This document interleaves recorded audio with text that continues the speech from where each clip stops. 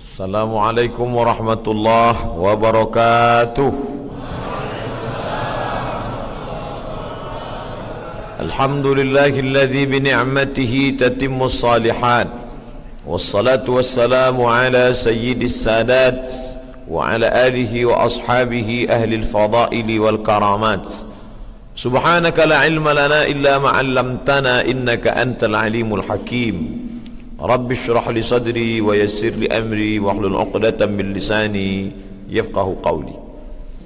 Laisa minna, tidak termasuk umat kami, kata Nabi, man lam yarham saghirana, sesiapa yang tiada menaruh rasa kasih sayang pada anak-anak, wa lam ya'rif syarafa kabirina, tidak menghormati orang-orang mulia yang layak untuk dihormati. Maka yang sama-sama kita muliakan, insya-Allah dimuliakan Allah Subhanahu wa taala, Tengku Datuk Seri Hasmuddin, kemudian Datuk Kamal, Datuk-datuk, datin-datin, hadirin hadirat, muslimin muslimat, alim ulama cerdik pandai, yang besar tak dihimbau gelar, yang kecil tak disebut nama, insya-Allah kita semua dimuliakan Allah Subhanahu wa taala. Amin ya rabbal alamin. Tajuk kita malam ini, menjauhi kejahilan, mendekati ketaatan. Tidak mungkin orang akan taat kalau dia jahil. Itu sudah hukum pasti. Jauh daripada jahil baru dia boleh taat. Membina masjid sebesar ini suatu ketaatan yang luar biasa. Sebab ibadah dibagi kepada dua. Satu ibadah badani. Tadi kita sembahyang, itu ibadah badan, Allahu Akbar. Membaca Al-Quran, ibadah badan. Berzikir, ibadah badan. Berdoa, ibadah badan. Semua orang boleh beribadah badan.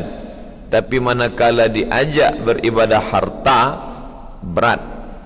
Membina masjid, ibadah harta, ketaatan yang besar, luar biasa. Mana mungkin orang sanggup mampu membina sebesar ibadah harta ini taat bila dia jahil. Oleh sebab itu, orang yang jahil tidak akan mungkin taat. Maka tajuk malam ini, Masya Allah, tentulah orang yang memberi tajuk ini mendapatkan ilham. Ittaqu firasatal mu'min, takutlah kamu kepada firasat orang beriman. Fa innahu yanzuru binurillah, kerana ia memandang dengan pandangan Allah Subhanahu wa taala. Banyak orang tiada mampu taat sebab dia jahil akan agama ini. Bila saya serahkan harta saya dapat apa? Di dunia ini apakah kembali harta yang hilang ini? Jahil menyebabkan dia menjadi bakhil. Tapi bila dia alim, dia hilangkan kejahilannya, maka dia yakin pada janji Allah. Man bana masjidan, sesiapa sahaja yang membina masjid, banallah mithlahu baitan fil jannah, dibina Allah baginya satu istana besar di dalam surga. Hilanglah jahilnya, datanglah ilmu, maka dia pun dekat kepada ketaatan. Jahil taat, jauh daripada jahil pasti taat. Bila kita nampak ada orang tak taat, pasti jahil. Oleh sebab itu umat yang tidak taat itu disebut dengan umat jahiliyah.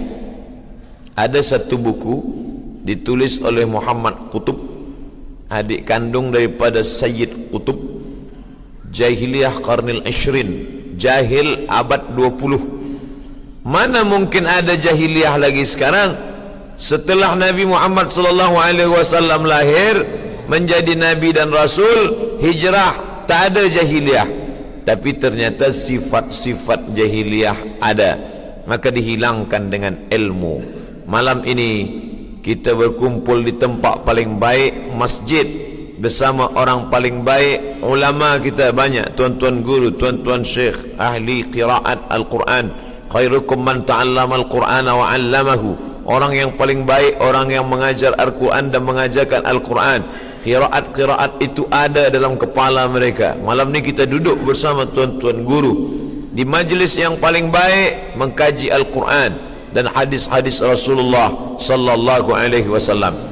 Anak-anak kita pula yang mestinya malam cuti duduk di rumah menonton televisyen, kemudian pula sembang-sembang, tapi malam ini Masya Allah mereka hadir di majlis ini, duduk pada saf awal. Mudah-mudahan mereka dijauhkan daripada kejahilan insyaAllah. Amin ya Rabbal Alamin. La ilaha illallah itu orang boleh bicarakan, siapa saja boleh mengeluarkan la ilaha illallah dari mulutnya, tapi ilmunya dia tidak ada. Maka sebelum la ilaha illallah itu apa kata dalam firman Allah? Fa'lam annahu la ilaha illallah. Apa makna fa'lam? Berilmu tentang la ilaha illallah. Itulah mengapa Nabi Muhammad sallallahu alaihi wasallam manakala perang Badar tahun kedua hijrah, banyaklah tawanan-tawanan perang dari kalangan kafir Quraisy. Mereka ingin bayar. Nabi Muhammad dalam keadaan susah, miskin bersama para sahabat, tinggal harta benda di kota Makkah Al-Mukarramah, pindah sehelai sebadan kain untuk sampai ke kota Al-Madinah Al-Munawwarah. Apa tawaran orang kafir Quraisy? Kami akan tebus dengan wang, kami akan bayar saudara kami itu. Nabi tak terima. Bawalah uang kamu, cukup mengajarkan 10 anak Madinah tulis baca. Ajar mereka tulis, ajar mereka baca, maka hamba sahaya, maka ini akan bebas merdeka, tawanan-tawanan perang akan dilepas. Maka agama yang memerangi kebodohan, kejahilan adalah agama Islam. Oleh sebab itu siapa saja yang keluar rumah untuk meninggalkan kejahilan, apa kata Nabi? Man kharaja fi talabil ilmi, siapa yang keluar rumah untuk menuntut ilmu, fahuwa fi sabilillah, dia sama seperti orang yang berjihad fi sabilillah hatta yarji'a, sampai dia pulang ke rumah. Dari mula sebelum azan maghrib sudah duduk, sampai azan isya kita tetap duduk, sampai pukul 9 kita tazkirah, lepas daripada pukul 9 kita akan jawab soal jawab. Ini semua bernilai jihad fisabilillah, menjauhkan kita daripada kejahilan-kejahilan. Tapi bila ada orang berkata ramai tadi di masjid, itu sudah menunjukkan bahawa menuntut ilmu kita sudah membuahkan hasil. Belum, ini hanya jalan saja.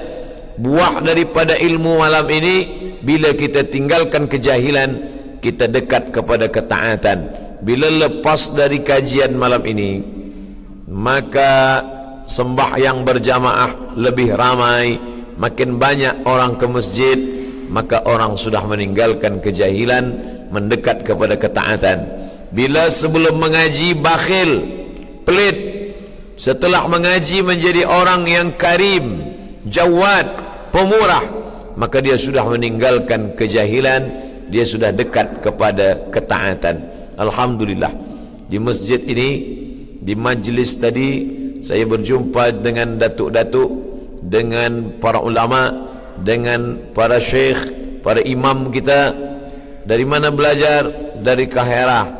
Di mana? Di Syubra. Belajar apa? Qiraat. Suatu ilmu yang amat sangat sulit dan susah, mesti hafaz Al-Quran. Saya cuma tahu satu saja, qiraat Hafs an Asim, sementara saudara-saudara kita tahu qiraat Qumbul, Ibnu Kathir, Warsh. Maka mereka ini di dalam kepala mereka semua, bila orang tak tahu, dia persalahkan. Walam yakul lahu kuf'an ahad. Apa ni? Al-insan a'da'u ma jahilu. Orang bila dia tak tahu, dia akan musuhi itu. Alladzina yuqimuna as-salah. Apa yang kau baca ni? Dia tak akan taat. Sebab apa? Dia tidak tahu ini ilmu. Tapi di Malaysia, alhamdulillah, pelajar-pelajar penuntut ilmu belajar ke Syubra, maka dia pun menjadi alim, faham dia Al-Quran, faham makna bunyinya. Ini semua huruf-huruf Arab ini tidak ada dalam huruf bahasa Melayu. Ada huruf tha, ada huruf wa, ada huruf a, ada bunyi qa, ada ta, ada jim, ada za, la, wa. Itu tak ada dalam bahasa Melayu. Orang Melayu kalau salah-salah sikit dia tak berdosa, tapi baca Quran bila tak tepat maka rubbatalil Quran. Berapa banyak orang baca Quran wal Quranu yal'anu, dilaknat oleh Quran. Mengapa dia dilaknat Quran? Sebab bacaan tak betul. Maka ada pula orang berkata, alhamdulillah Ustaz Somad, saya ni tak pernah salah baca Quran. Mengapa tak salah? Memang tak pernah baca Quran. Lebih baik pernah salah tapi mencoba daripada tak pernah salah kerana tak pernah mencoba membaca. Maka kita baca, la aqulu alif lam mim harf. Alif lam mim tidak dikata satu huruf. Alif satu huruf, lam satu huruf, mim satu huruf. Wa likulli harfin asyru amsalha. Setiap huruf akan dibalas 10 kebajikan. Maka alif lam mim tidak 3 huruf. Alif lam mim 1, 10, 20, 30. Alif lam mim. Iqra'ul Quran, baca Al-Quran. Fa innahu ya'ti yaumal qiyamah. Quran nanti akan datang pada hari kiamat syafi'an li ashabi, memberikan syafaat kepada orang-orang yang membacanya. Alhamdulillah, hari ini Negeri Sembilan, kemana mata memandang kita pandang pondok tahfiz Quran, tahfiz Quran. Ustaz Somad, ini anak kami tahfiz Quran. Ustaz Somad, ini kemanakan kami, dia dah hafaz Quran. Berapa juzuk? 7 juzuk. Umur baru 12 tahun, 10 tahun sudah 7 juzuk. Masya Allah. Bapanya berapa? Tak ada. Sebab orang tua ni nak balaskan sakit hati dia. Dulu aku ni jahil, dulu aku ni tak boleh baca Quran, dulu saya ni tak faham agama Islam, saya sakit hati, maka hari ni saya balaskan anak saya mesti tahfiz Quran. Itu orang tua berakal. Tapi setengah orang tua ada pula, aku ni dulu ustaz tak faham agama, maka anak aku mesti lebih jahil daripada aku. Na'udzubillah. Yang akan kita tinggalkan bila kita mati, inilah dia. Yang lain harta tak bermakna, tanah sejauh mata memandang, kereta yang mahal tinggal semuanya. Mana yang tetap kekal? Waladun salihun yad'ulah. Anak saleh bangun dia tengah-tengah malam, dia ambil wuduk, usalli sunnat tahajjud raka'ataini lillahi ta'ala, Allahu Akbar, dia baca Quran dalam tahajudnya. Ghairil maghdubi alaihim waladdallin,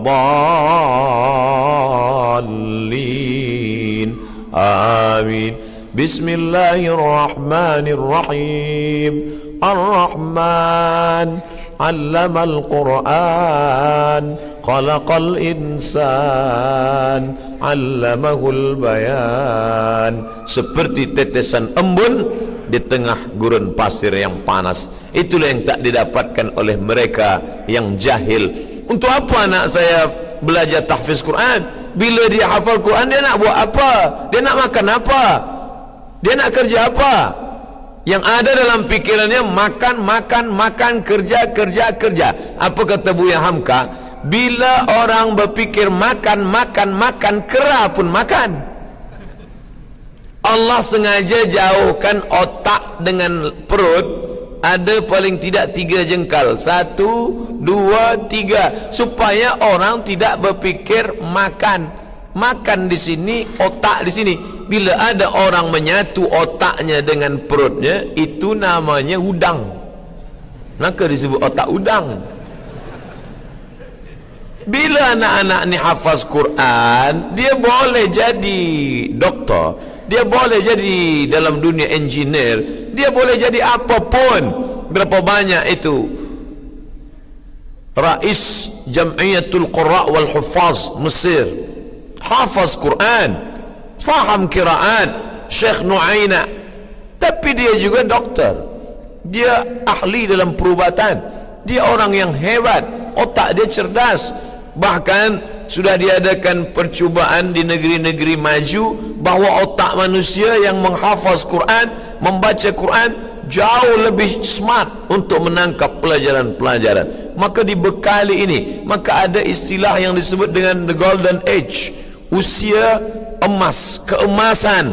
Dia boleh menangkap. Maka disuruh anak-anak sembahyang umur 7 tahun. Muru auladakum bis salah, suruh anak kamu sembahyang wahum abna'us sab'ah, umur 7 tahun. Mengapa 7 tahun? Sebab 6 tahun dah ada Quran di kepala dia. Pondok tahfiz Quran, bila masuk kemari hafaz 30 juzuk. Banyak orang tua yang ragu, iya ke bila anak saya masuk sini boleh 30 juzuk? Ya, ini insya-Allah 30. Bila tak dapat 30, insya-Allah juzuk 30 ada. Innamal a'malu binniyat wa innama likulli imri'in ma nawa. Faman kanat hijratuhu ila Allah wa rasulih fa hijratuhu ila Allah wa rasulih. Faman kanat hijratuhu ila dunya yusibuha, siapa yang ingin dapat dunia, aw imra'atin yankihuha, atau sekatakat menikah dengan perempuan saja, fa hijratuhu ila ma hajara ilaih. Itulah pentingnya kita berfikir baik, berbuat baik, jauhi kejahilan, maka insya-Allah dekat kepada ketaatan. Puan-tuan yang anaknya dah tahfiz Quran, yang hafaz Quran, alhamdulillah. Sudah hafaz masih juga belum mengulang, insya-Allah kita bagi dia semangat. Anak saya baru setakat membaca saja, alhamdulillah. Ini sudah mula kenal huruf, alhamdulillah. Huruf pun tak kenal, innalillahi wa inna ilaihi rajiun. Bila kita nak bawa mereka ke jalan Allah, ini dunia ni amanah. Anak-anak ni kita akan ditanya di hadapan Allah. Kullukum ra'in, setiap kamu pemimpin, wa kullukum mas'ulun, setiap kamu akan ditanya ar-ra'iyatih. Anak-anak, bila akhir last kali kamu suruh anak kamu mengaji, baca Quran? Baca. Kita masih ingat bagaimana dulu tahun-tahun 60-an, 70-an, orang di kampung-kampung budak Melayu di tepi sungai pergi ke rumah tok guru mengaji, membawa Quran, alif-alif, bawa Quran, kecil-kecil lagi, belum ada lampu elektrik ini lagi, masih membawa buluh yang diberi kain sumbu, pergi ke rumah guru mengaji, kaji tak dapat, bulu hidung hitam sebab asap masuk ke dalam. Tapi ternyata barakah itu yang dapat sampai hari ini. Sekarang barulah kita terang benderang, potek di topi, hidup di tengah. Dulu mana ada. Tapi ternyata apa terjadi? Dunia ternyata semakin terang benderang, ada yang melalaikan daripada Al-Quran. Apa dia? Nah, inilah dia, gadget.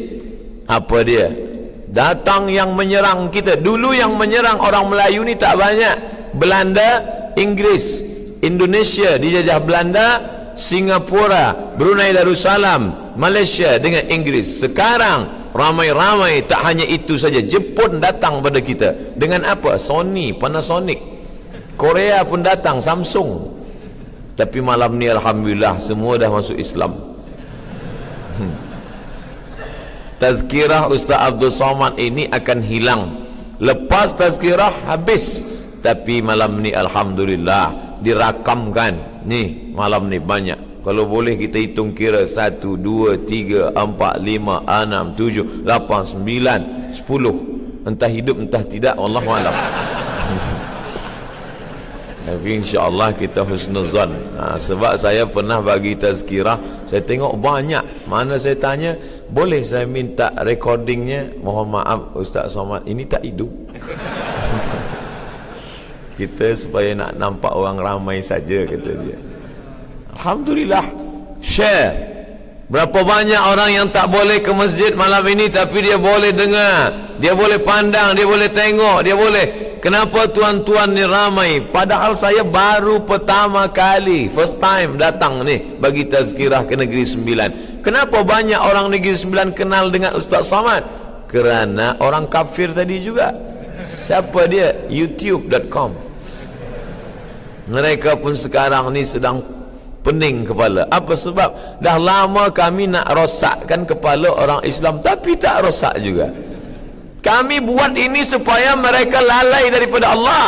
Tapi budak-budak kecil kenal ustaz daripada ini. Ini internet ni macam pisau. Pisau ni bermata dua. Bila kita pakai ke bawah, insya-Allah dia tolong kita. Tapi bila kita pakai ke atas, dia akan potong urat nadi, dia akan potong leher kita. Maka dia alat. Dulu ada orang yang haramkan televisyen. Televisyen ni haram.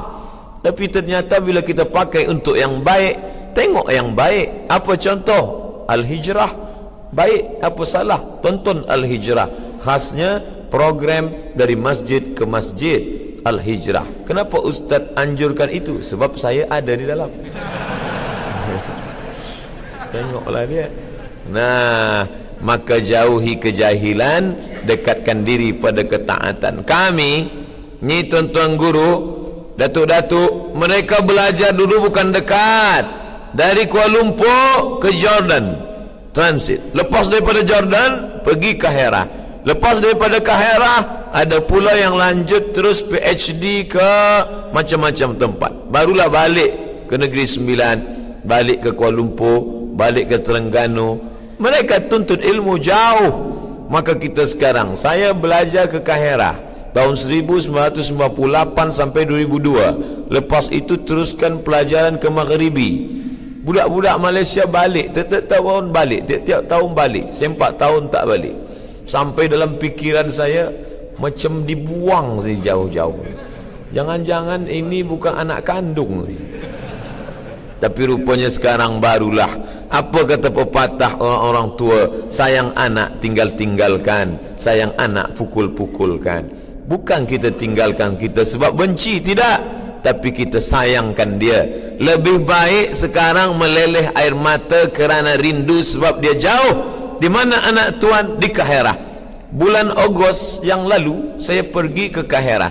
200 km daripada Kahirah saya sampai ke Alexandria, Iskandaria. Pergi ke rumah sahabat saya, namanya Ustaz Luqman. Makan, tidur rumah Ustaz Luqman. Ada budak 2 kecil. Saya tanya, budak ni kenapa dia tak cakap kita? Dia cakap Malaysia. Memanglah ini budak dari Malaysia.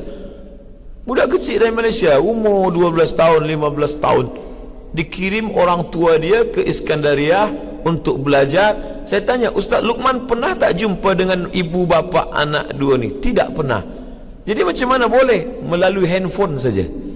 Saya tinggalkan anak saya, belajar di Iskandaria, belajar agama Islam, belajar. Lebih baik menangis air mata menetes kerana rindu sekarang, tapi nanti akan menuai. Tangan mencincang, bahu memikul. Apa yang kita tanam hari ini, itulah yang akan kita tuai masa akan datang. Nanti bila dia dah umur 20, 25 tahun, masa itu penyesalan tiada berguna. Menangis air mata darah. Sebab apa? Sebab dia dah kena dadah, sebab dia dah kena zina. Tapi apa kata orang Arab? Lan tarji'al ayyamul lati madat. Masa yang lalu tak lagi boleh kembali. Maka bila ada puan menangis sampai bengkak biji mata, ini menangis kenapa? Anak kami jauh belajar. Belajar di mana? Seremban. Bukan jauh. Orang anak dia hantar ke Alexandria, dia kirimkan pada orang yang dia tak pernah jumpa. Demi apa? Dia kirim saja wang tiap-tiap bulan supaya anak-anak ni jadi orang. Apakah sekarang dia tak orang? Dia manusia, tapi hatinya boleh jadi tak bekerja. Itulah yang disebut Allah dalam Al-Quran, lahum qulubun la yafqahuna biha. Hati dia ada, tapi dia tak boleh pakai guna. Lahum a'yunun, dia punya mata, la yubsiruna biha. Lahum adhanun, dia ada telinga, la yasma'una biha. Tak ada guna. Dia manusia tapi tak ada berguna. Maka bila kita tegak, kaki kita dipijak orang, kita akan berkata, awak buta kah? Mata dia terbuka. Mengapa kita kata buta? Sebab mata tak boleh berguna dipakai. Na'udzubillah. Itulah laknat di atas laknat. Pertama kali laknat Allah. Bila ada orang sakit, sakit bukan laknat. Bila ada orang sakit, dia kata Allah laknat saya kah? Tidak. Sebab orang sakit boleh jadi Allah ampunkan dosa dia. Ma yusibul mu'min min nasabin wala wasabin wala saqamin wala syaukin yastakuha. Sakit, demam, sakit hati, susah, sampai duri yang mencucuk tapak kaki, Allah hapuskan segala dosa-dosa. Maka bila ada suami menangis di ruang ICU, apa menangis ni? Sebab banyak dosa. Sabar, Allah akan ampunkan segala dosa. Tapi ada yang laknat di atas laknat, apa dia? Hati tertutup. Itulah yang dikatakan Allah, khatamallahu ala qulubihim.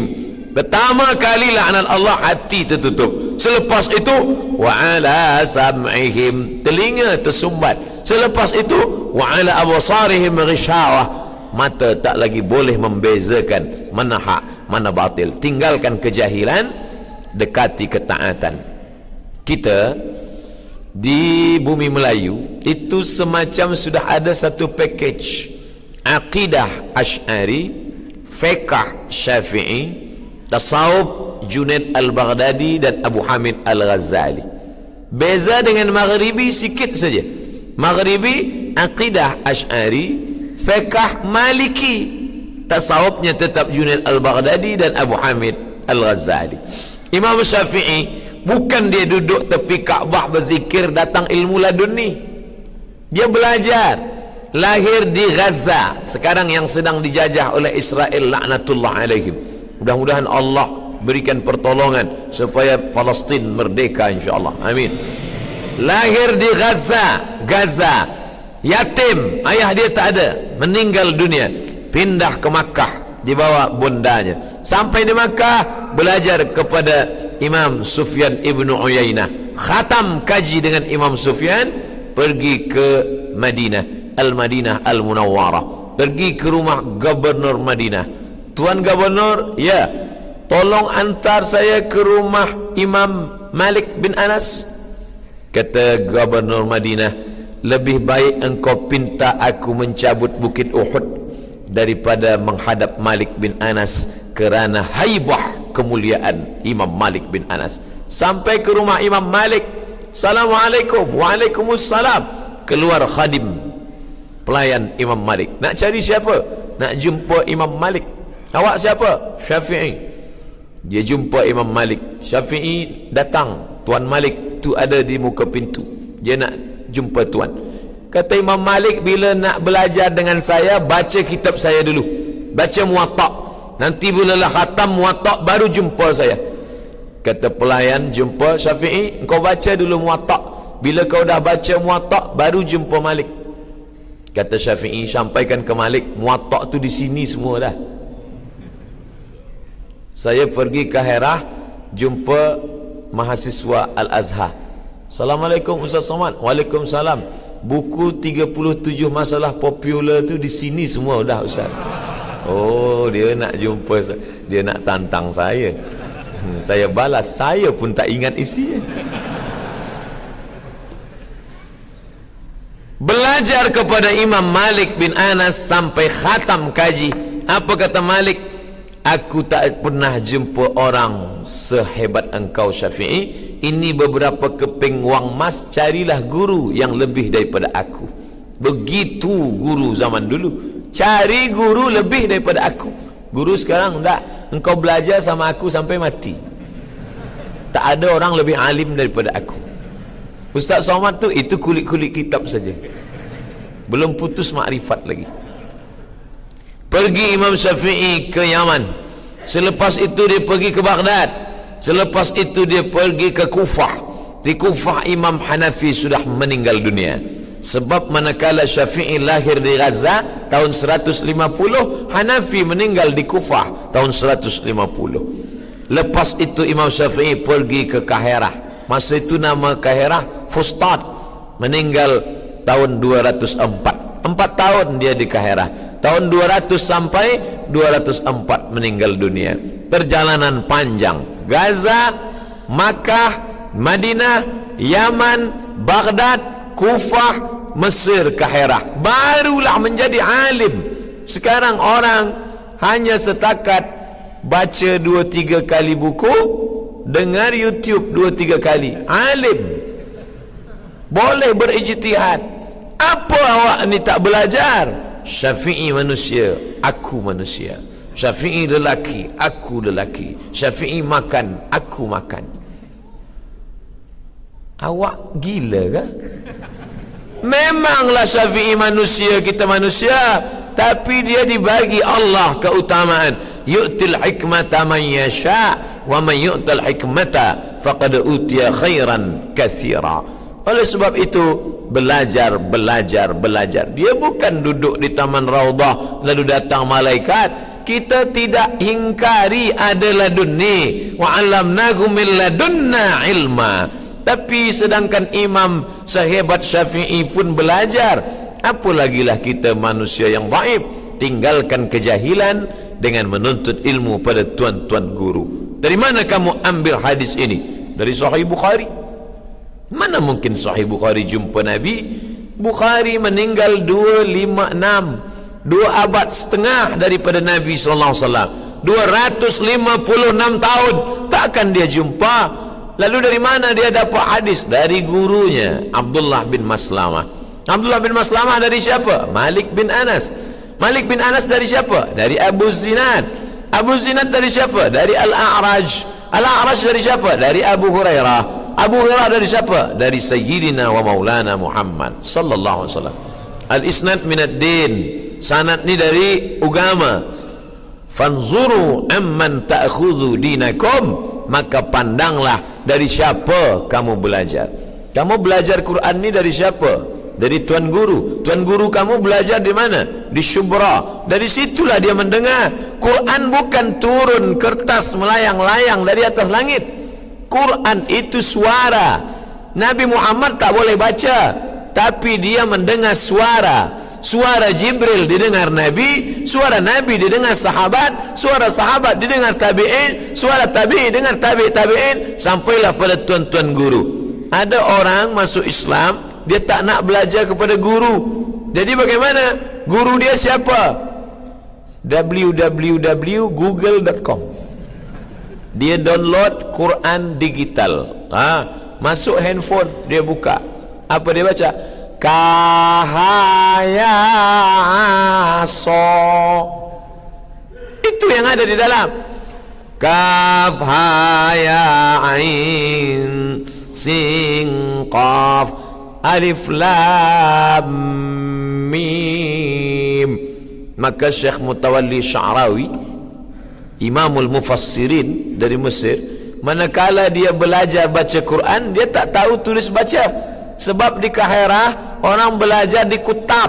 Sebelum masuk madrasah kutab dulu. Budak-budak kecil tak pandai tulis baca, tapi dia hafaz surah-surah. Maka dia baca. Manakala dia sudah pandai membaca, dia tanya pada guru, tuan guru, ya, mengapa yang alif lam mim di sini dengan alif lam mim di sini beza bacanya? Alif lam mim di sini alif lam mim. Alif lam mim di sini alam nashrah. Kenapa beza? Gurunya tersenyum. Ustaz tahu dari mana? Ada dalam filem bulan Ramadan. Itulah gunanya kisah-kisah nabi-nabi, kisah-kisah ulama tidak hanya ditulis di buku, sebab tak semua orang baca buku. Apalagi zaman sekarang ada orang kena penyakit tak boleh tidur, nama penyakit insomnia. Tapi manakala dia buka buku, dia mengantuk. Dia buka buku. Tapi boleh kita ajarkan melalui filem. Maka sesiapa yang boleh, anta, antum bukan orang yang alim, tak pernah belajar agama, tapi boleh jadi dapat pahala lebih banyak daripada orang yang belajar agama. Sebab apa? Sebab sudah melakukan share ilmu pengetahuan.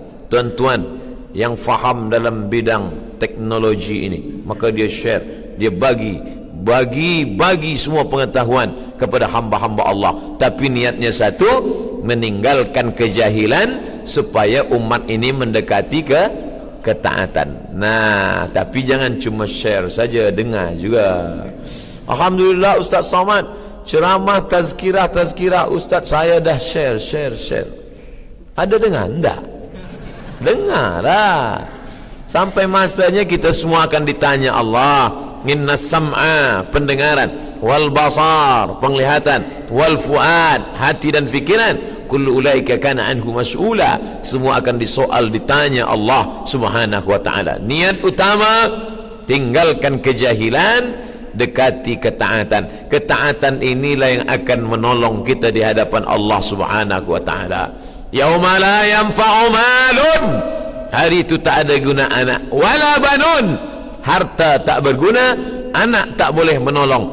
Bila kita fikir sekarang sejenak, sekejap, mana yang paling banyak menghabiskan waktu kita? Anak, harta, anak, bisnes, anak.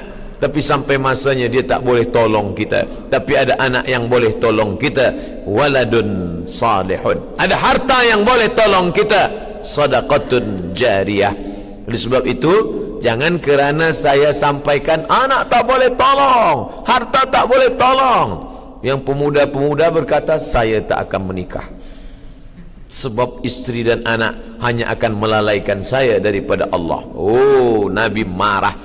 Datang 3 orang, salah satu rahtin, kepada Nabi SAW, bertanya kepada Sayyidatuna Aisyah radhiyallahu anha, wahai ummul mukminin Aisyah, bagaimana ibadah Nabi, bagaimana baca Quran Nabi, bagaimana salat Nabi? Sayyidatuna Aisyah jawab begini-begini, taqalluha, mereka merasa amal kita ni tak ada apa-apanya, amal kita ni sikit. Lalu kata yang satu, asumu wala uftir, aku akan berpuasa tiap-tiap hari dan aku tak akan makan.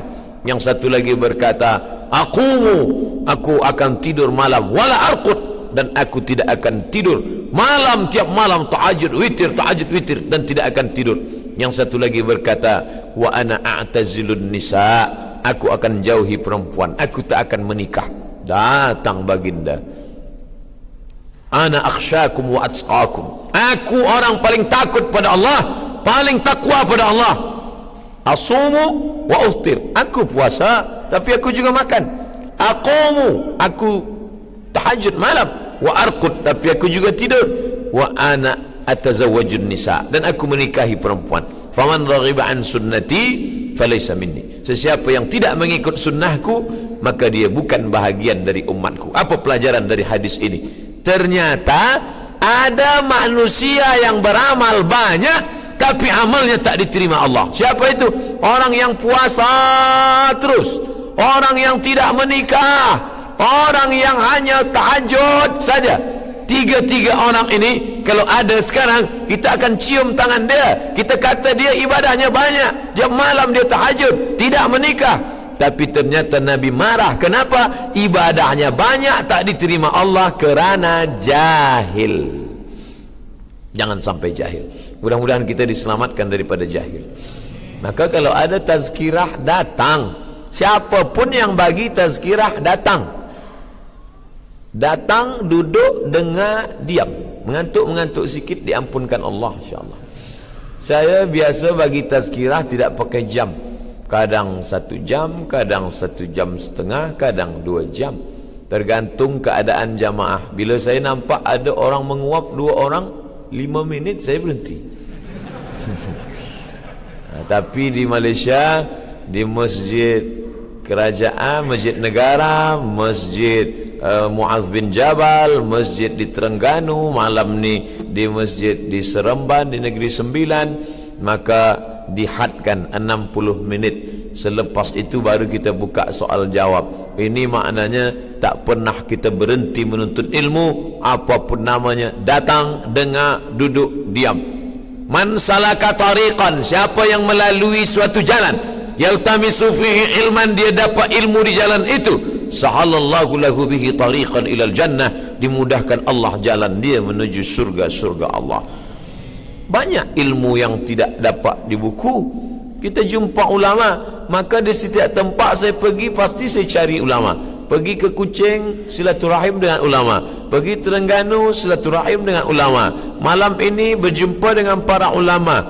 Ulama bukan mesti umur tua. Al-alimu kabirun wa in kana saghiran. Orang yang berilmu dia akan besar walaupun umur dia muda. Berapa tadi nampak muda-muda, tuan-tuan imam ni muda-muda, paling umur 25, 30, tapi alim, 30 juzuk Quran di kepala dia. Orang yang hafaz Quran itu, dia pejam mata, nampak ayat-ayat itu berjalan. Tinggal dia klik saja, klik Al-Baqarah, keluar Al-Baqarah, klik An-Nisa. Kita klik Al-Baqarah, keluar sapi betina, ketua lembu. Kita tak hafaz Quran sampai hari ini. Ustaz Somad hafaz Quran? Tidak, saya tak hafaz Quran. Maka cita-cita bunda saya yang sampai hari ini tak sampai itulah, mak, aku dah belajar Kahirah, ya, aku dah belajar di Maghribi, ya, aku dah ustaz, mak, ya, tapi kau tak hafaz Quran. Macam mana nak kejar masa lalu? Quran yang lama pun hilang. Di Al-Azhar 4 tahun, 1 tahun 2 juzuk, 2 juzuk, 2 juzuk, 2 juzuk. Naik pesawat terbang 2 kali, hilang 4 juzuk. Apa yang hilangkan dia, tahu sendirilah. Datang orang berjumpa, bertanyalah dia kepada Imam Waqi', namanya Muhammad bin Idris Asy-Syafi'i. Syakautu ila Waqi', aku bertanya kepada Imam Waqi', su'a hifzi, hafazan Quran saya ni kacau, rosak. Fa arsyadani ila tarkil ma'asi, kata Imam Waqi', tinggalkanlah perbuatan maksiat. Li'annal ilma nurun, kerana ilmu itu cahaya. Wa nurullah la yuhda lil 'asi, cahaya tidak akan diberikan Allah kepada orang yang melakukan perbuatan maksiat. Maka kita selamatkan daripada kejahilan. Jahil, jahil, jahil. Orang yang hilang jahilnya, insya-Allah dia taat. Manakala kita pandang orang tak taat, dia jahil.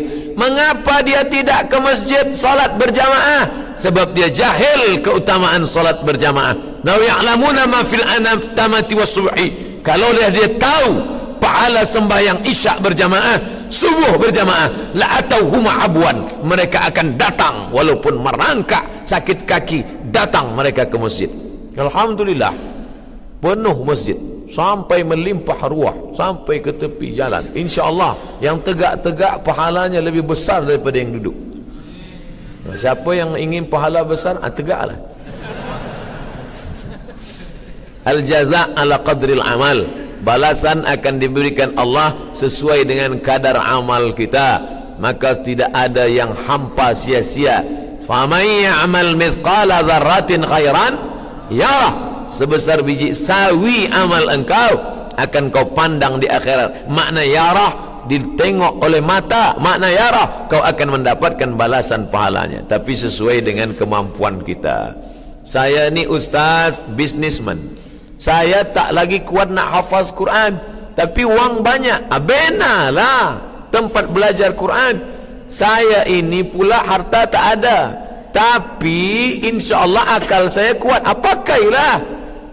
Bila dia ada harta, kepala dia tak kuat, dia berjuang dengan hartanya. Kepala dia kuat, harta dia tak ada, dengan kepalanya. Saya ni ustaz, harta tak ada, kepala pun tak ada. Musibah. Innalillahi wa inna ilaihi raji'un. Tapi kita masih ada satu lagi. Ada apa? Lidah. Wa tawasau bil haq, wa tawasau bis sabr. Dari mana Ustaz Somad tahu waktu isyak dah masuk? Sebab ada bagi tahu. Belum lagi. Kita tak tahu tentang kelemahan diri kita sebelum orang lain bagi tahu. Tapi jamaah dia tidak kasar. Jamaah cakap dia tidak menyakitkan hati. Jamaah tak ada tegak Ustaz Somad, itu topi Ustaz miring. Tak. Bukan begitu cara dia bagi tahu. Dia ambil gambar, dia kirim ke WhatsApp. Oh, miring topi, barulah kita betulkan. Masuk dah. Baik, masuk waktu, kita dengar azan isyak. Lepas tu kita teruskan sampai pukul 9, baru kita buka soal jawab. Terima kasih. Wassalamualaikum warahmatullahi wabarakatuh.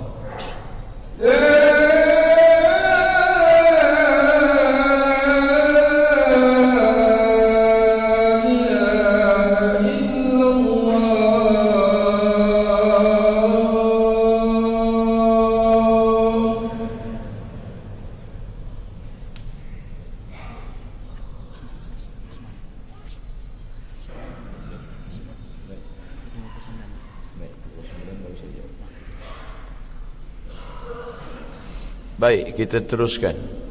Ada orang datang pada saya, kata dia azan itu tidak boleh pakai lagu, pakai irama, tarannum. Karena kata dia bid'ah, wa kullu bid'atin dalalah wa kullu dalalatin finnar. Saya termasuk orang yang tak faham tentang tarannum ni.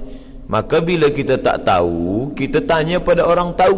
Saya jahil dalam bidang ini. Saya tanya. Ada imam Masjid Islamic Center di Rokan Hulu, Riau, Sumatera. Namanya Ustaz Indra Gunawan Johan di Musabaqah Tilawatil Quran Internasional Kuala Lumpur. Maka saya tanya, Ustaz, ya, iya ke tak boleh irama dalam azan, dalam baca Quran? Oh boleh, kata dia. Bayati, soba, sika, nahawan, jaharka, ras, boleh. Apa salahnya? Tapi kata orang, imam-imam Masjidil Haram itu tidak pakai lagu, tak pakai irama, tak pakai tarannum. Nah, dia hidupkan. Cuba dengar baik-baik. Syekh Abdul Rahman Sudes, Syekh Su'ud Ash-Shuraim, Syekh Huzaifi. Ini dia faham. Ini lagunya, ini tarannumnya. Oh, kenapa ada orang mengatakan tidak ada? Dia bukan tak ada, dia tak tahu. Ternyata jahil lah yang membuat orang salah menghukum. Tapi tentu dengan yang disepakati ulama, bayati, soba, nahawan, jaharka, ada kaji tajwidnya, ada tarannumnya, ada qiraatnya. Ini semua, itulah kekayaan agama Islam. Ini tak ada dalam agama lain. Yang faham lagu, suara dia bagus, ajarkan. Yang suara kurang bagus tapi hafazan kuat, qiraat. hafazan tak kuat, suara tak bagus, tulisan tangan cantik, kaligrafi, Masya Allah. Tidak ada menutup kemungkinan untuk kita beramal baik-baik selama lagunya yang disepakati. Adapun lagu Melayu masuk ke azan, tak boleh. Allahu Akbar, Allahu Akbar, itu boleh. Tapi kalau lagu Melayu Allahu Akbar, itu tak boleh. Rusak. Atau dia paksakan sampai nak membawakan lagu sampai tajwid rusak. Itu saya dengar tu ada qari-qari yang masih muda-muda lah, dia paksakan itu rusak. Iyyaka na'bud, tak betul. Belajarlah kepada tuan guru yang faham tentang hal itu. Tapi bila kita tak tahu, kita jahil, kita kata ini salah, ini salah. Hanya orang jahil sajalah yang berkelahi, berkawan, bersahabat, ukhuwah Islamiyah, ketaatan. Berkelahi jahil. Maghribi bacaan Qurannya Warsh, mazhab fiqahnya Syafi'i. Kita mazhab fiqah Maghribi Maliki. Tiada pakai bismillah, tak ada basmalah. Allahu Akbar, alhamdulillahi rabbil alamin, ar-rahmanir rahim, maliki yaumiddin. Kami jemputlah Syekh Profesor Dr. Muhammad Ar-Ruki. Dia guru besar, profesor di Darul Hadis, di Indonesian Embassy, untuk imam sembahyang tarawih malam. Sila Syekh Muhammad Ar-Ruki pun maju. Allahu Akbar, bismillahirrahmanirrahim, alhamdulillahi rabbil alamin, ar-rahmanir rahim, maliki yaumiddin. Kami pun mula tak khusyuk sembahyang. Apa dia baca bismillah? Apa ma dia panjang? Biasanya pendek. Lepas main tarawih kami tanya, Syekh, ya, Syekh kan mazhab Maliki, ya, bismillah baca, tak ada baca bismillah, baca biasa qiraat Warsh, ma-nya pendek, apa baca panjang? Dia senyum. Saya tahu kamu orang Indonesia, mazhab kalian Syafi'i, saya pakai Syafi'i. Kalian baca Quran di kampung halaman kamu, negeri Melayu, baca qiraat Hafs an Asim, saya baca Hafs. Salahkah? Masya Allah, ternyata dia boleh dua-duanya.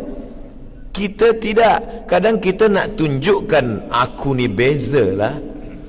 Di tengah orang bermazhab Syafi'i, dia tunjukkan bahawa dia tidak Syafi'i. Allahu Akbar, bismillahirrahmanirrahim. Kita ni nak tunjukkan beza atau nak ta'liful qulub? Syekh Abdul Rahman Sudais, mazhabnya Hambali, mazhab Hambali basmalah sir, dan dia diminta menjadi imam di Masjid Istiqlal Jakarta. Ada recording di YouTube, cuba tengok. Allahu Akbar sembahyang Jumaat, bismillahirrahmanirrahim.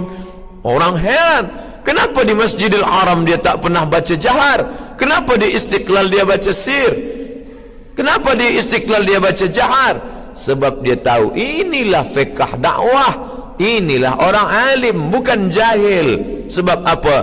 Yang kita tunjukkan adalah ta'liful qulub, ittihadul ummah, menyatukan ummah. Alaikum bil jamaah, hendaklah kamu berjamaah. Iyyakum wal furqah, jangan berpecah belah.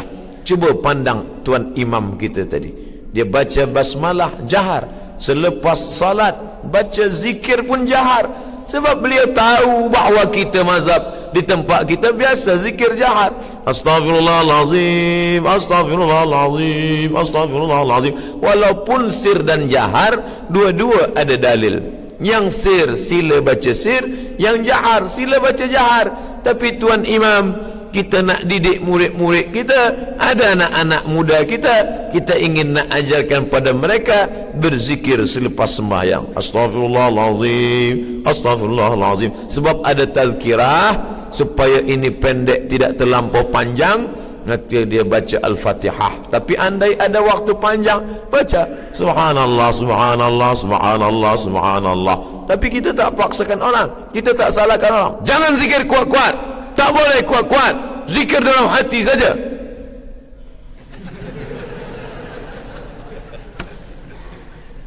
Ni nak lawan Quran ke? Baca Quran. Wal rabbaka fi nafsika, sebutlah Tuhanmu dalam dirimu. Jangan kuat-kuat. Apa awak baca kuat-kuat tadi? La ilaha illallah, la ilaha illallah. Ni Quran nak lawan. Wal rabbaka fi nafsika, sebut Tuhanmu dalam dirimu. Jangan kuat-kuat. Orang kalau disalahkan orang lain, dia tak terima, dia pasti marah. Apa kata awak? Saya ni salah, tapi dalam hati dia mula, dalam hati dia mula berkata, oh, dalam hati aku ni betul ke? Aku ni tak betul ke? Maka kita mesti faham dengan baik bahawa tanyalah ulama. Apa kata ulama tentang membaca zikir? Wal rabbaka, sebutlah Tuhanmu fi nafsika, dalam dirimu. Makna ayat itu baca ayat sebelumnya. Apa ayat sebelumnya?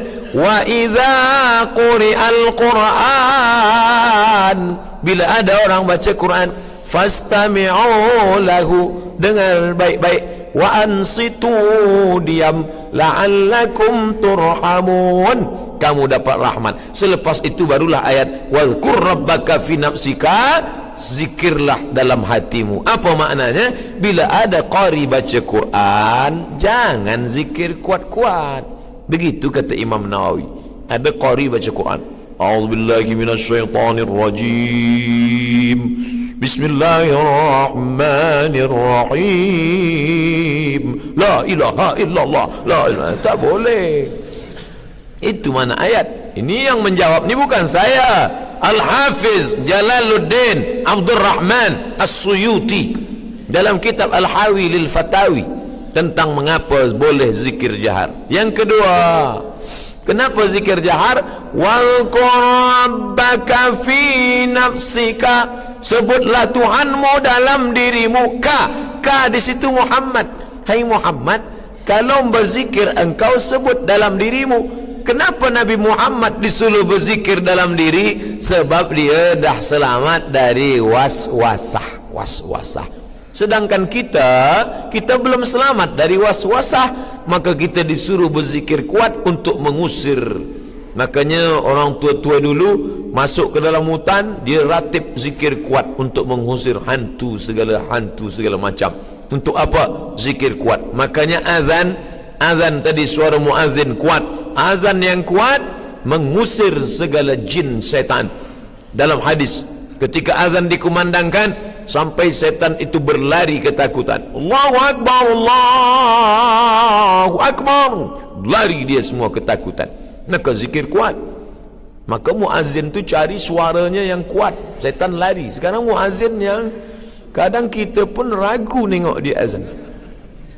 Dia azan, kita khawatir sakratul maut. Oleh sebab itu maka ini yang ketiga, wal rabbaka fi nafsika, sebutlah Tuhanmu dalam dirimu, jangan kuat-kuat.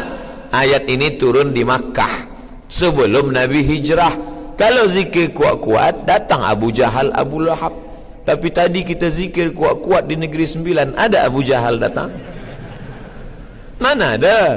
Jadi tak usah dipermasalahkan sehingga rosaklah persatuan kita. Maka hindari kejahilan. InsyaAllah kalau orang sudah belajar, sudah alim, jahil, na'udzubillah. Orang jahillah yang mudah dihasut. Orang jahillah yang mudah menyalah-nyalahkan orang. Orang jahillah yang mudah jauh daripada ketaatan. Maka insyaAllah pelajar-pelajar kita, penuntut-penuntut ilmu kita, para ulama-ulama kita, termasuklah saya malam ini dijemput hadir untuk bagi tazkirah. Saya ni Al-Faqir Abdul Samad, hamba Allah, hanya tahu beberapa 2-3 ayat hadis diberi kesempatan dijemput di tempat yang mulia bersama tuan-tuan, datuk-datuk, datin-datin yang mulia, tak lain tak bukan niat hanya ingin menyampaikan yang baik-baik sahaja.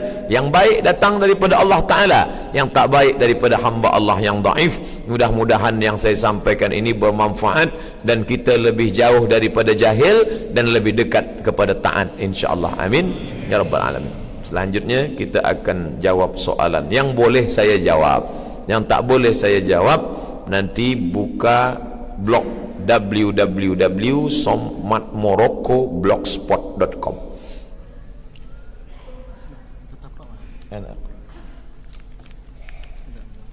Ada awal. Baik. Perwarisan harta yang mengikut adat perpatih, Datuk Perpatih Nan Sabatang, dikatakan memihak lebih kepada wanita dan tidak menepati syarat. Apa pandangan Ustaz? Yang dapat warisan hanya wanita saja, lelaki tak mendapatkan warisan. Lelaki bilik pun tak dapat, tidur pun di surau. Ini adalah adat tradisi jahiliyah. Kata siapa? Kata orang yang jahil. Dia tak faham. Tanya dulu baik-baik. Saya orang Minangkabau, misal merantau ke suatu negeri, maka di negeri ini saya pun kaya raya. Selepas saya kaya raya banyak harta, apakah harta saya hanya untuk anak perempuan saja sehingga anak laki-laki mesti merantau pula ke tempat yang jauh? Ternyata tidak.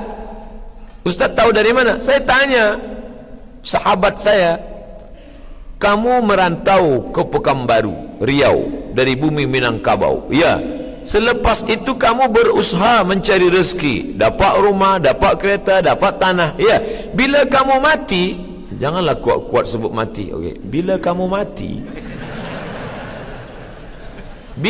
mati, yang dapat harta kamu anak perempuan sajakah atau anak lelaki? Anak lelaki aku dapat 2 kali bahagian anak perempuan. Oh, kalau begitu kamu Islam. Siapa kata aku tak Islam? Lalu yang menyebut anak perempuan saja yang dapat tu mana? Itu harato tinggi namanya. Harato tinggi itu harato nenek mama yang perempuan. Ibu saya ada harato tinggi, tanah kebun padi.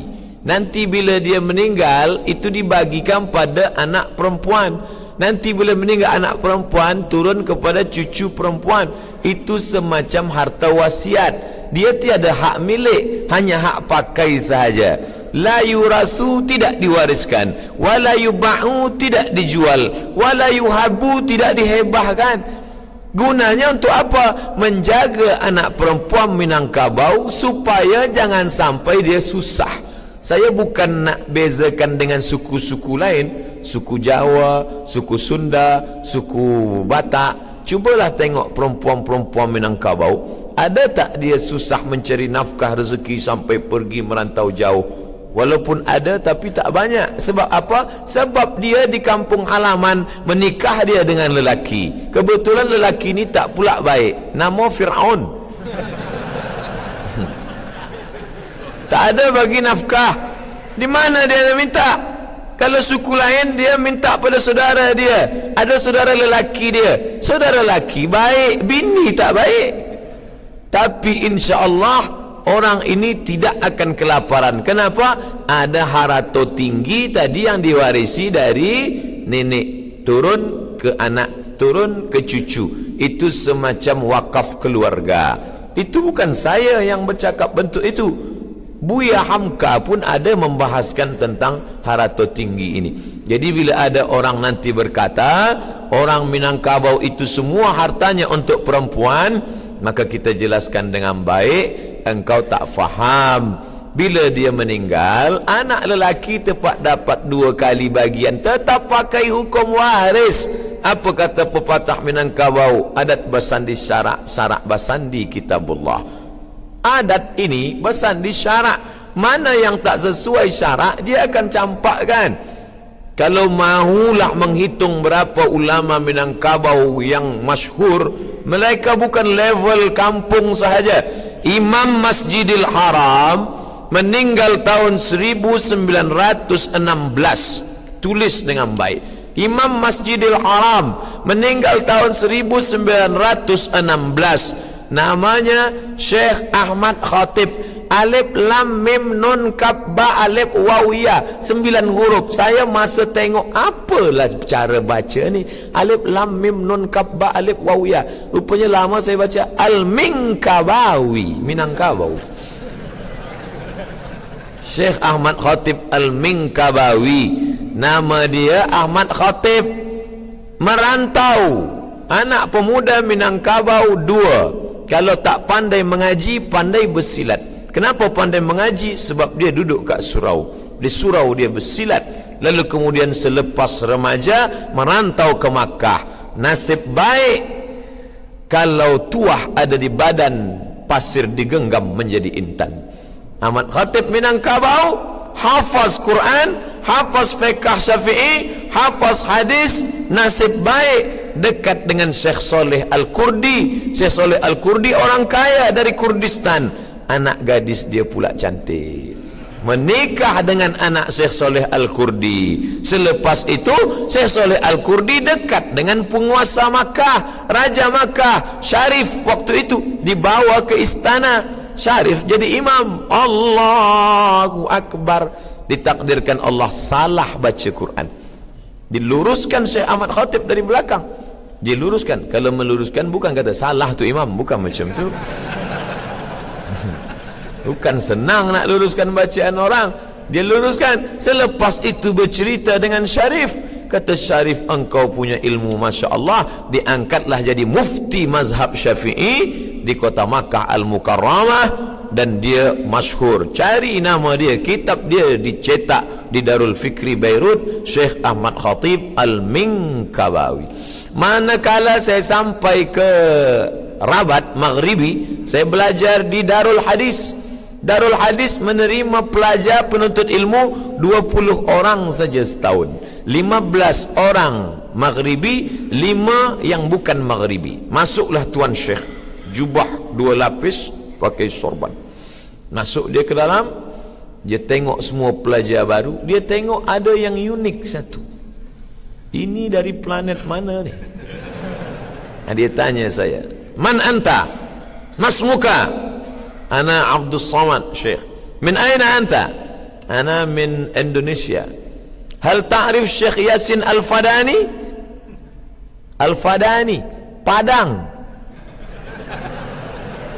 Hal ta'rif Syekh Yasin Al-Fadani? Kata dia. Saya jawab, araftuhu musnidud dunia. Ahli sanad di dunia ini Syekh Muhammad Yasin Al-Fadani, meninggal tahun 1990, jawatan terakhir rektor Darul Ulum Makkah Al-Mukarramah. Semua sanad-sanad ulama pasti dalam nama Yasin Al-Fadani. Syekh Ali Jum'ah Mesir, mufti Mesir. Syekh Ali Jum'ah, dari mana dia dapat hadis? Tengok sanad Syekh Ali Jum'ah. Haddatsani Syekhi Syekh Muhammad Yasin Al-Fadani. Sekarang yang masih hidup di Kahira, Syekh Mahmud Said Mamduh menulis 7 juzuk kitab At-Ta'rif bi Awhami man qassama sunan baina sahih wa dhaif. Hadis-hadis yang didhaifkan Syekh Albani, dhaif, dhaif, dhaif, dhaif. Apa kata Syekh Mahmud? Bal sahih. Hadis yang didhaifkan Syekh Albani sahih, 7 juzuk. Tengok sanad hadis dia. Syekh Mahmud Said Mamduh dari siapa? Syekh Muhammad Yasin Al-Fadani. Sebenarnya Syekh Maghribi itu nak angkat derajat saya, supaya orang Maghribi yang ada di kelas tu jangan anggap saya rendah. Ini budak ni memang kurus, hitam, buruk, tapi ada orang dia yang menjadi ahli sanad dunia. Begitu cara dia. Maka saya jelaskan siapa Syekh Muhammad Yasin Al-Fadani, musnidud dunia. Saya baru balik daripada umrah. Masa saya umrah, saya pergi berziarah ke Jeddah, ke rumah seorang mudarris pensyarah di Ummul Qura. Syarah di Ummul Qura, namanya Dr. Syekh Abdullah Saleh, ujung namanya Mangkabu. Saya tanya, apa Mangkabu? Mengkabawi. Kenapa tak panjang? Orang Arab Saudi sekarang payah nak sebut Mengkabawi. Jadi ujung nama Syekh Abdullah Saleh Mengkabu. Saya datang ke rumah dia dengan sahabat-sahabat saya. Dia bagi makan, dia bagi minum, dia bagi semua, dia jamu. Dia berasal daripada Sungai Sari di bumi Minangkabau. Jadi jangan kata orang Minangkabau tak faham Islam. Kita tak faham adat istiadat ni. Baca balik. Ayah berwasiat melakukan ibadah korban kepada anaknya, tetapi ayah telah meninggal dunia. Adakah ibadah korban itu wajib dilaksanakan? Wasiat dilaksanakan, wajib hukumnya, kerana terkait dengan harta. Ada orang kata ini wasiat tak wajib. Ada model yang bukan wasiat, dia sebut wasiat. Bila aku mati nanti, engkau kuburkanlah di tepi sungai di bawah pokok buluh. Itu tak perlu, itu bukan wasiat. Itu wasiat ada wajib. Mana wasiat harta? Wajib. Adapun wasiat bentuk tu, bila aku mati nanti engkau carilah kain kapan, kain lapuk, supaya malaikat menyangka inilah dah lama, usah periksa lagi. Itu pun tak betul. Pandangan mengenai tahlil dan kenduri arwah dikatakan tidak syar'i oleh mazhab Syafi'i. Kenduri arwah untuk orang lain. Isi kenduri arwah tu apa? Apa isi kenduri arwah tu? 5. Yang pertama, doa.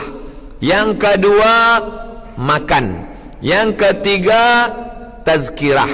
Yang keempat, silaturahim. Yang kelima, ikut susah, menengok orang lain susah. Nah, 5 perkara ni ada tak dalam Islam? Pertama, doa. Sampaikah doa kita untuk orang mati? Sampai. Kalau tak sampai doa untuk orang mati, takkan diajarkan Nabi salam kepada Aisyah. Aisyah, bila engkau lalu di perkuburan, ucapkanlah salam.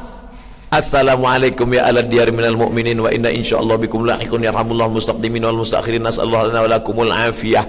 Itu salam kita ucap di kubur. Maka salam terbagi 3. Salam yang pertama wajib dijawab, salam yang kedua tak boleh dijawab, salam yang ketiga kita tak ingin mendengar jawaban. Salam pertama wajib dijawab, salam saya pertama kali tadi. Salam kedua, salam imam nanti sembahyang, Assalamualaikum warahmatullahi, itu tak usah kita jawab. Waalaikumsalam Pak Imam.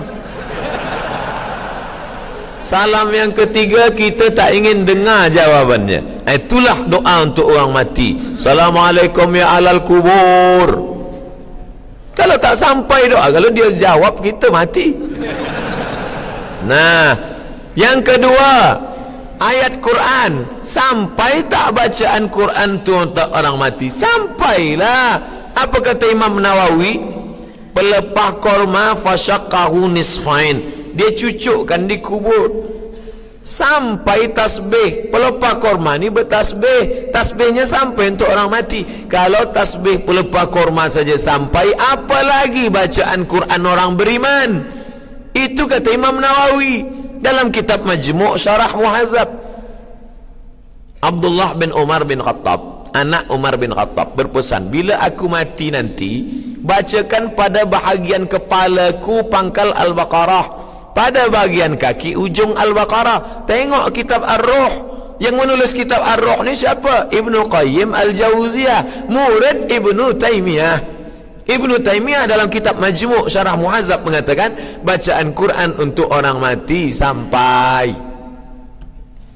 Ada ustaz, dia tak nak pakai dalil-dalil, dia baca, dia ajak jamaah ramai-ramai baca Fatihah untuk almarhum fulan, Al-Fatihah. Lepas tu dia tanya, balik tak?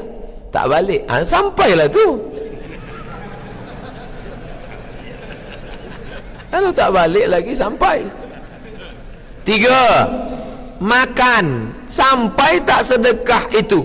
Ketika Ja'far mati, meninggal dunia, kata Nabi, isna'u ta'aman li ali Ja'far. Dulu orang-orang Melayu, bila ada orang meninggal, dia datang bawa beras, dia datang bawa air, dia datang bawa gula. Supaya apa? Supaya orang yang kemalangan ni tak susah kita bawa makanan.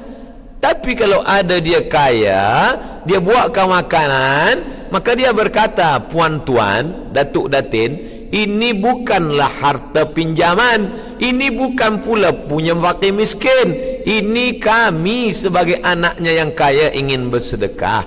Bolehkah? Sampaikah? Saat ya Rasulullah, ummi matat, makku mati, afa atasaddaqu anha, kalau aku bersedekah sampai tak sedekah ni? Kata Nabi, tasaddaq, bersedekahlah. Ayu sadaqatu afdal, apa sedekah yang paling afdal? Kata Nabi, saqiyul ma, membagi air minum. Sedang air minum sampai, apa lagi sampodeh baung.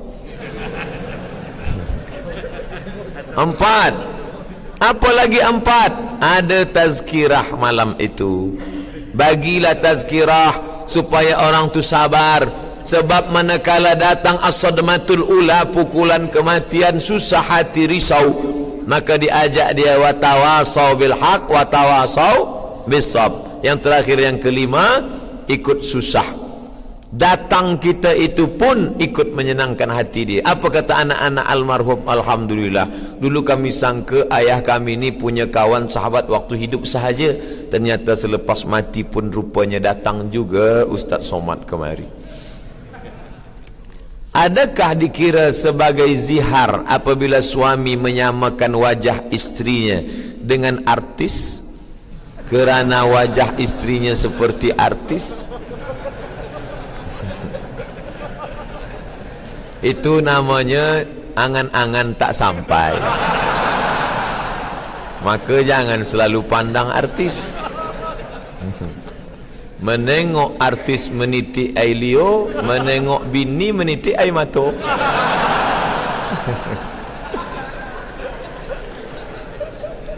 Oleh sebab itu, maka yang namanya zihar itu menyamakan bini dengan ibu kandung. Sebab orang dulu bila dia tak suka, dia katakan, zihar, belakang engkau ni macam belakang mak aku lah. Itu maknanya sebagaimana aku haram berhubungan dengan mak aku, begitu jugalah dengan engkau. Adapun dengan artis, seeloknya janganlah. Walaupun tidak dihitung kira sebagai zihar, jangan samakan dia dengan orang lain. Kerana perempuan tak ingin dibanding-bandingkan dengan orang lain. Bila tak percaya, tanyalah perempuan. Panggil saja dia dengan panggilan seperti Nabi memanggil Aisyah, ya Humaira. Humaira dari kata ahmar. Humaira putih kemerahan. Sebab bila kulitnya kena matahari, putih kemerahan. Balik dari sini panggil ya Humaira, walaupun dia hitam. Jangan terlampau jujur. Ini ada laki bini hitam, dia panggil ya Hajar Aswad. Tentu sakit hati dia. Apa hukum persilatan menggunakan aura dalaman seperti aliran macam aliran di Malaysia, aliran Margoloyo? Sebenarnya ini bukan aura, jin masuk ke dalam badan. Saya dulu pun pernah juga, tapi tak sampai jin tu masuk. Kami mengintip dari pokok-pokok kayu. Kami dulu kecil-kecil nakal juga, mengintip orang silat dari pokok kayu. Guru datang dari Jawa, dia salam murid ni, nak pesan apa? Nak jurus kera, dia salam memanjat ke batang kelapa macam kera. Nak jurus naga, macam ular naga. Rupanya jin tu dimasukkan ke badan. Dia kata aura lah, dia kata awak akan dibangkitkan auranya, ini segala macam. Jin masuk. Itu sudah ada dalam Quran, juzuk 29 surat Al-Jin. Setengah jin ya'udzuuna birijalim minal jin, mereka meminta tolong kepada jin, fazaduhum rahaqa, mereka semakin durhaka pada Allah. Sesiapa sahaja yang pernah menanamkan susuk, dimasukkan intan biar supaya cantik, dimasukkan pakai daun sirih segala macam, keluarkanlah dengan ruqyah syar'iyah. Sebab bila dia ada di badan kita, dia mengganggu kita, jin kafir, nanti kita susah mati sampai dibuka atap barulah Malaikat maut tidak tunda kematian. Sebelum mati itu kita tersiksa, na'udzubillah. Yang berkawan-kawan dengan jin, engkau baca ini 100 kali akan datang khadim jin. Dari mana? Jahil. Memang tajuk malam ni jahil. Bila kita jahil, jauh daripada taat. Orang yang alim tidak akan. Orang alim tidak akan didekati jin. Abdul Qadir Jilani sedang berzikir, la ilaha illallah, la ilaha illallah. Datang, hai Abdul Qadir Jilani, semua dosamu sudah aku ampunkan. Jangan kau lagi sembahyang, jangan lagi kau berzikir, kau sudah masuk surga. Apa kata Syekh Abdul Qadir Jilani? A'udzubillahi samil alim minasyaitonir rajim. Dia tahu itu syaitan. Dari mana dia tahu syaitan? Dia alim. Dari mana dia tahu itu syaitan? Sebab pesannya bercanggah dengan syariah. Orang sekarang memang itulah yang dia nak cari.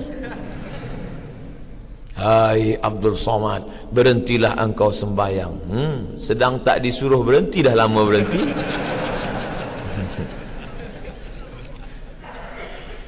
Assalamualaikum Ustaz. Waalaikumsalam. Apa hukum menyimpan ukiran tangan sendiri di rumah? Mengukir, memahat, mencetak, membentuk. Bila dia kita pasang lampu padam, ada nampak cahaya dia, maka dia tamathil, berhala. Walaupun kita sendiri buat. Innal malaikata, malaikat la tadkhulul buyut, tak masuk ke dalam rumah fiha tamathil. Kalau di rumah tu ada patung berhala, ukiran, cetakan, pahatan, ada dalam. Kenapa malaikat tak mahu masuk? Kerana di dalam berhala patung itu ada setan. Malaikat tak mahu satu majlis dengan setan. Bukan malaikat takut sama setan, dia tak mahu satu majlis. Malaikat yang tidak masuk itu malaikat rahmat. Malaikat maut masuk. Saya pelat. Apa hukum saya jadi imam? Pelat sebut R, huruf Ra. Ini namanya lafrah. Orang yang tak tepat huruf, seelok-eloknya tepat huruf lah. Tapi andai pun tidak, dia memang tak tepat huruf, tapi 30 juz. Yang satu ni huruf baik semua, tapi tak ada hafal. Qul huwallah pun kadang hilang kalau jadi imam. Maka aqra'uhum, yang paling banyak hafazannya. Buka kitab Al-Fiqhul Islami wa Adillatuh Syekh Wahbah Zuhaili, baca pada bab mazhab Syafi'i. Yang pertama, kalau berkumpul kita ramai-ramai ini, siapa yang paling ahaqqu bil imamah? Sultan yang pertama, sultan. Di bawah sultan, imam ratib, imam yang diangkat oleh sultan, imam ratib. Di bawah itu afqahuhum, orang yang paling faqih, paling alim. Bahawa dia ada sedikit kekurangan, ini bukan kehendak dia, tapi seelok-eloknya maka yang sempurna. Tapi andai tidak, maka dia tetap boleh jadi imam. Bagaimana merubah saf salat yang salah ketika salat berjamaah? Tak ada angin, tak ada hujan, orang yang di hadapan ni keluar daripada saf. Oh, tentu ada angin ustaz. Maka dia keluar. Yalah. Nah, bagaimana ni? Jangan bagi lama kosong. Ni imam, ni makmum yang di belakang. Siapa yang ke kanan, siapa ke kiri? Orang yang ini kemari, atau yang belakang ni maju ke hadapan. Apakah dia mesti kira langkahnya sekali, dua kali? Tidak, dia tetap langkah maju ke depan. Kerana gerakan ini bukan harakah ajnabiyah, tapi gerakan hajat. Sebab meluruskan saf. Dengar pesan tuan imam kita tadi, sawus sufuf fa inna taswiyatas sufuf min tamamis salah. Yang gerak tak boleh berturut-turut, harakah ajnabiyah. Ajnabiyah. Adapun yang hajat, maka dia uqtulul aswadaini fis salah, bunuhlah dua yang hitam manakala kau sedang sembahyang. Fis salah, sedang sembahyang, ada dua hitam. Apa yang hitam? Al-thu'ban, ular. Al-aqrab, kala. Allahu Akbar, nampak kala. Bunuhlah sampai mati. Takkan bunuh sekali letak, larilah dia. Bunuh sampai mati. Hajat. Begitu juga dalam kitab fiqh, manakala kita sembahyang di tengah hutan, banyak pokok-pokok hijau tadi saya tengok sembahyang tengah hutan. Ada perigi tua, dia sedang sembahyang, datang orang buta, tak tahu entah dari mana orang buta datang. Maka boleh dia tarik tangan orang buta itu, dia selamatkan supaya tak masuk dalam perigi buta. Takkan orang buta masuk perigi buta? Dia tarik supaya selamat orang ini, jauh sikit, selamatlah dia. Tapi dia tak boleh bercakap. Kalau dia bercakap, batal. Jangan ke sini lagi tuan ya. Batal lah. Apa hukum menggunakan hadis ahad dalam isu akidah? Buka buku saya 37 masalah popular dalam pembahasan masalah istiwa, dalam masalah khabar ahad. Khabar ahad hujjah inda ahli sunnah wal jamaah. Kalaulah tidak dipakai khabar ahad, maka bagaimana? Dalil pertama, Nabi memerintahkan Muaz bin Jabal pergi ke Yaman seorang saja. Kalau tak disuruh khabar ahad, itu kan dalam masalah fiqh. Dia tidak hanya mengajar fiqh. Islam tu isinya 3: akidah, syariah, fiqh, akhlak. Maka 3-3 dia sampaikan. Begitu juga manakala Nabi SAW mengirimkan yang membawa surat Hatib bin Abi Balta'ah membawa surat ke Mesir kepada Jirjis Muqawqis, itu menunjukkan khabar ahad. Begitu juga tentang perubahan arah kiblat dari Baitul Maqdis ke Makkah, Ka'bah, dibawa oleh seorang lelaki ke Quba dari Madinah. Khabar ahad. Khabar ahad menjadi hujjah. Saya doakan semoga Ustaz kertas terakhir dipanjangkan umur. Amin. Amin. Ustaz, saya seorang bujang, lelaki belum menikah, azib. Dulu saya pernah berdoa pada Allah supaya diberikan jodoh anak yatim piatu kerana masa kasihan. Tapi pada masa ini saya berminat dengan akhwat yang masih mempunyai orang tua. Saya ingin melamarnya, tapi kedua orang tuanya tak merestui. Bagaimana menghadapi masalah ini? Ini bukan masalah fiqh.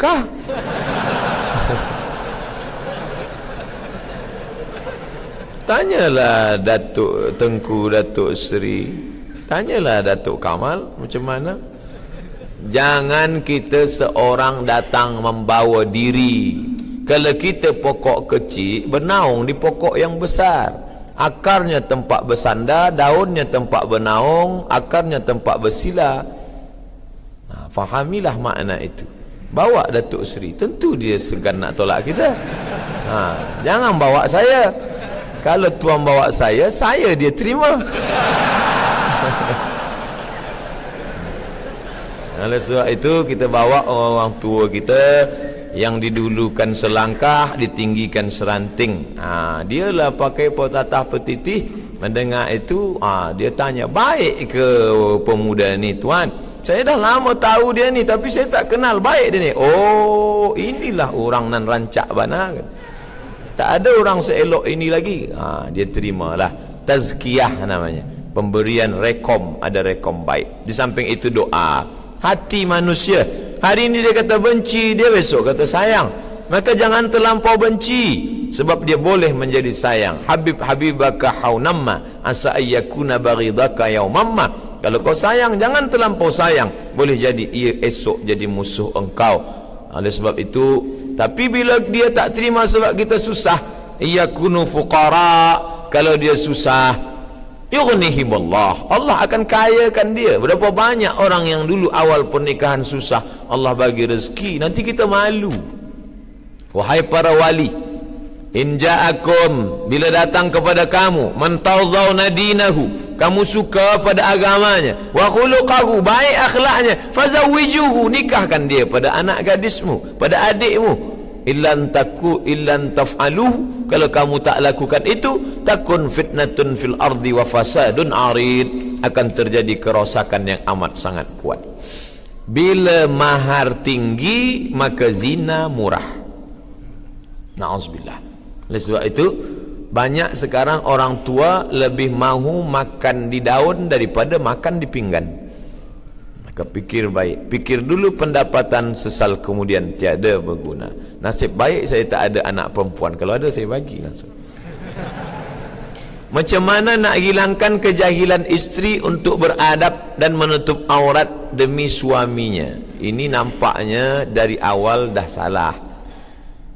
Macam mana nak hilangkan kejahilan isteri untuk beradab dan menutup aurat demi suaminya? Saya pesankan kepada lelaki pemuda yang belum menikah, sebelum menikah itulah kamu pilih yang baik. Sebab bila dah di tengah jalan susah. Mana contoh? Inilah dia. Tungkahul mar'atu li arba'. Perempuan itu dinikahi kerana 4. Lima liha, kerana dia kaya. Wali hasabiha, keturunan orang baik-baik. Wali jamaliha, cantik. Tapi bila kau pandang kerana kaya, kaya artikan binasa. Kau pandang kerana suku, berapa banyak orang yang dilepaskan daripada penghargaan, daripada kemuliaan. Wali jamaliha, jangan kau pandang kerana cantiknya. Hari berganti, musim berubah, wajah pun ikut berubah. Pandanglah kerana yang keempat, wali diniha, kerana agamanya. Itulah yang takkan lapuk kerana hujan, takkan lekang kerana panas. Datang pelajar, saya sehari-hari pensyarah. Datang pelajar saya, Ustaz Somad, ya, boleh tak Ustaz carikan saya perempuan yang ada 4-4 ni? Kaya, keturunan orang baik-baik, cantik dan beragama. Kata saya, kalau ada 4-nya, apa saya kasih ke awak? Man talaba akhan bila aibin baqiya bila akhin. Sesiapa yang mencari kawan tak bercacat seumur hidup takkan berkawan. Siapa mencari perempuan yang tak ada kekurangan seumur hidup tak akan berkawan. Oleh sebab itu terima dia dengan segala kerendahannya. Bila dia jahil, maka kita bagi tahu ada 5 step, 5 langkah. Pertama, fa'izuhun, bagi dia nasihat. Oh adinda, mengapa engkau tak tutup aurat? Tutuplah aurat. Apa kata dia? Kanda pun baru 2 hari ni pakai celana panjang. Bila dia tak dengar nasihat, wa farriqu wahjurunna fil madaji', pisah tempat tidur.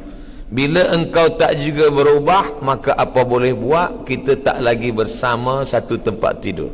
Abang pindah ke kamar sebelah. Kata dia, memang itulah lama yang aku tunggu-tunggu. Tak juga. Yang keempat, fab'asu hakaman min ahlihi wa hakaman min ahliha. Panggil dari pihak lelaki, dari pihak perempuan. Nampaknya anak kemanakan kita ni tak boleh lagi duduk bersama. Sebab dia dah macam Tom and Jerry. Macam mana ni? Yurida islahan yuwaffiqillahu bainahuma. Bila ada islah, maka Allah akan tautkan hati mereka berdua. Lembut hati dia. Aku inginlah berubah. Tak juga. 4, at-talaq. Talak bukan keputusan awal. Lama proses menuju talak. 1, 2, 3 baru talak. Abghadul halal ilallah at-talaq. Bila engkau tak mahu, aku tak ingin masuk neraka gara-gara ini, ku anfusakum wa ahlikum nara. Aku akan ditanya Allah. Maka apa boleh buat? Na'udzubillah. Abghadul halal ilallah at-talaq. Dia takut, menangis, maka tak jadi. Lalu kemudian yang kelima, ini na'udzubillah. Talak 3, itu jauh betul daripada na'udzubillah. Tetap ada nasihat. Jangan pernah berhenti nasihat.